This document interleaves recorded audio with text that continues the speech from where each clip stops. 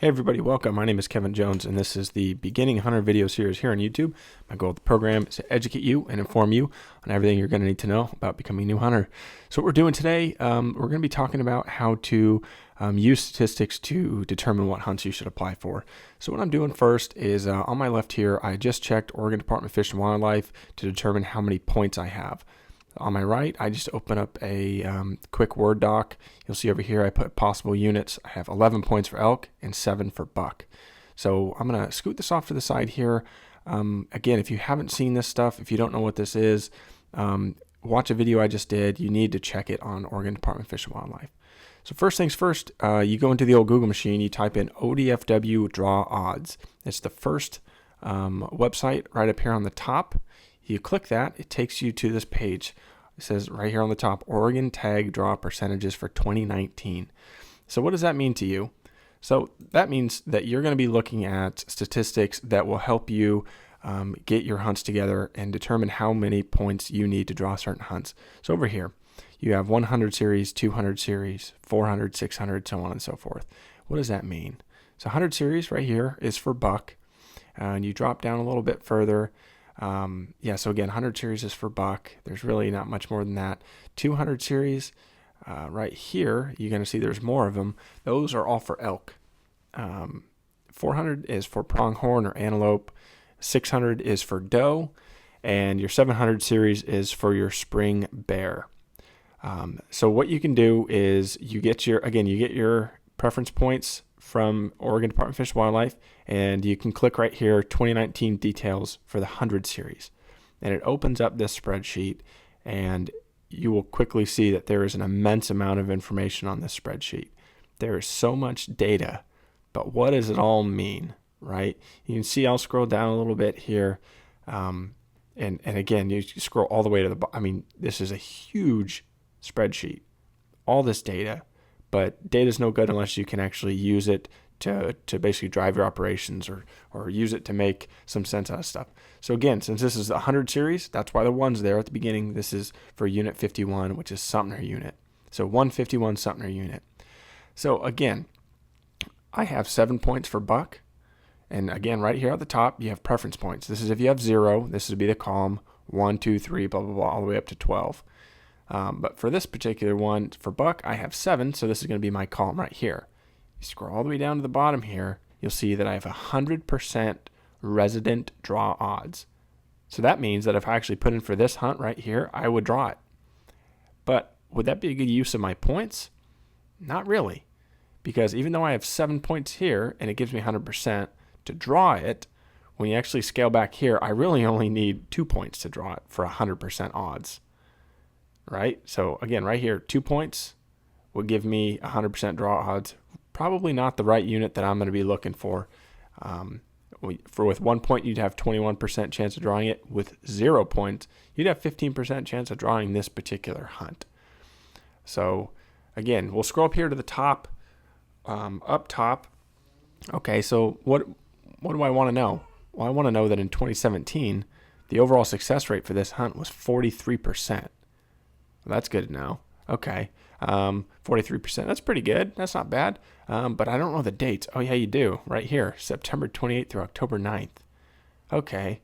Well, let's see. I wonder how many tags they actually offer in 2019. Well, right there at the top, they're going to offer in the Sumner unit 852 tags. So all of this data is included for every unit in the state. Every single unit breaks it down just like this. So, okay, we'll check this one. So, Starkey. We'll scroll down. I have 7 buck points. Scroll down, 100% as well for that. Okay, is that a good hunt? No, not really. I'm not going to burn my 7 points when I really only need 2 to get 100%. And again, you can scroll up to the top. Okay, what's the overall success rate in 2017? 15%. Not really my cup of tea. For the dates, here's the dates of the hunt, September 28th through October 9th. They'll tell you the bag. Okay, well, you can get 1 buck with a visible antler. Some of these other units, they have limits. They say 3-point or better, spike only, whatever it is. So that's also included in here as well. So let's look at this one. This is a pretty good example. So I have 7 preference points. Overall success rate's 32%. Okay, So 7 preference points. Let's scroll down. Look at that. All right, 100%. But this is the first year I just hit 100% odds. Last year, when I only had 6 points, I only had a 25% chance of drawing this. So looks to be maybe something I'd be interested in. So scroll to the top, double check. Success rate, 32%. Meh. Date, September 28th, October 2. But 2019 tags, they're only offering 25. Only offering 25. So, okay, let's just say, for discussion's sake, I really wanted a good buck. So I look at this in 2017, even though the overall success rate was 32%, the percentage of 4 points or better was 71%. So that's also something, an additional tidbit of information to keep in mind as well. So for discussion's sake, say I wanted to hunt this.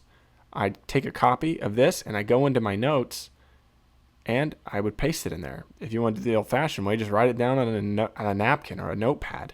Find some way just to keep track of all this stuff. A couple other things that you can also add in to kind of make your final determination is the overall success rates of that unit. So again, for Starkey Experimental Forest, success rate was 32%, but I'll have 100% draw. Just get in the habit of taking notes. And again, I will replicate this with every single one that I put down as a possible buck hunt. There's really no secret sauce on how many you should or should not have as options. You can kind of just keep scrolling through and, all right, well, maybe I want this one. I'll check it again. Union County, 153M for Union. I'll look down, you could check 154 for Mount Emily. You can just keep scrolling along. What they mean by that second number, the one we obviously know is for buck, and then the second number, the 54, this is what they're referring to. So that last one that we just looked at, 154A East Mount Emily, they're referring to Unit 54. So when you actually look at the map, Unit 54 is Mount Emily. So just a little bit of free knowledge there. That's what they're always referring to with the units. They're not just haphazardly tossed in there. They are referring to the unit in which you're going to be hunting. So again, you can replicate this. You can go into elk. You can do the exact same thing. You would literally replicate the exact same process. You just click on any of these. They'll take you right to it. It's as simple as that, guys. Find hunts that you'd be interested in. I usually do like 5 per possibles. And that's it. That's all you got to do, guys. It's as simple as that. Find yourself at least 5 hunts on each of them. And keep good notes. After you're done actually scaling down into the areas that you're interested in doing, that's when the second part starts popping in, when you have to narrow it down, which is e-scouting, which is using your computer, using Onyx maps, and then that whole second phase of that process comes in. If this was useful, please do me a favor, subscribe to this, like it, comment on it. That really helps me out with the YouTube algorithms and stuff like that. If this was helpful for you, odds are it'll be helpful for someone else that's also in this phase of the application draw strategies as well. All right, so without anything else, thanks for tuning in, and we'll see you next time. Thanks.